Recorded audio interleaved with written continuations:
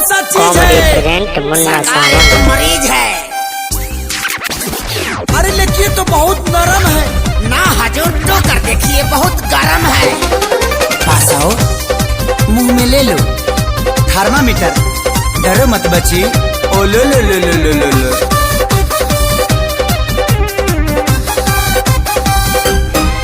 देह कोरता निधि काहे? बोला होता कैसन फील? कैसे बताई? देह कोरता निधि बोला होता कैसन फील? चोट गहरा बमल हम होत जा ए जी आइए ना, समझ सुलझाइए ना। बच्ची आला से भाला हो जाएगा। आवा ना लौट जा, आवा ना लौट जा, आवा ना लौट के तू लहे लहे भूत जा। आवा ना लौट जा, आवा ना लौट जा, आवा ना लौट के तू लहे लहे भूत जा।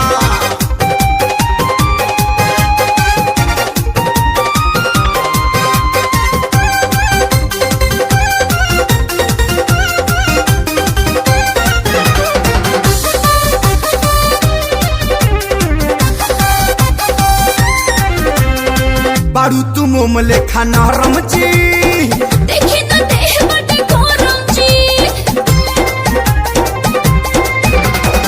झुला पर देह लागे हीटर जी।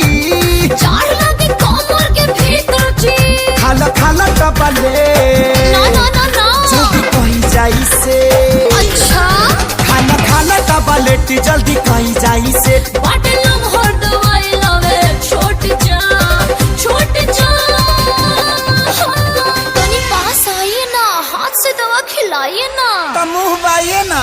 आवा ना लौट जा, आवा ना लौट जा, आवा ना लौट के तू लहे लहे भूत जा। आवा ना लौट जा, आवा ना लौट जा, आवा ना लौट के तू लहे लहे भूत जा।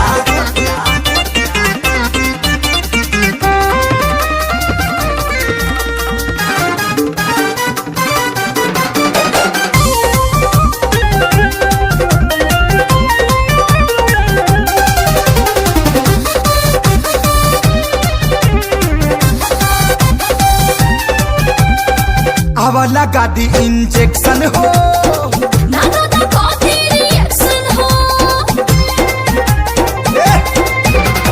खाला रामदेव बाबा के बूटी हो। ना बाबा हमसे न टूटी हो। कभी करा जनीला आज करे दैला।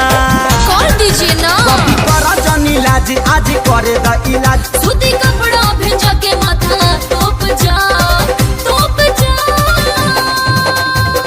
टॉनिक पिलाइए ना, टॉबलेट मत खिलाइए। बहुत महंगा है, बड़ी मार मारेंगे। चुप। आवा ना लौट जा, आवा ना लौट जा, आवा ना लौट के तू लहे लहे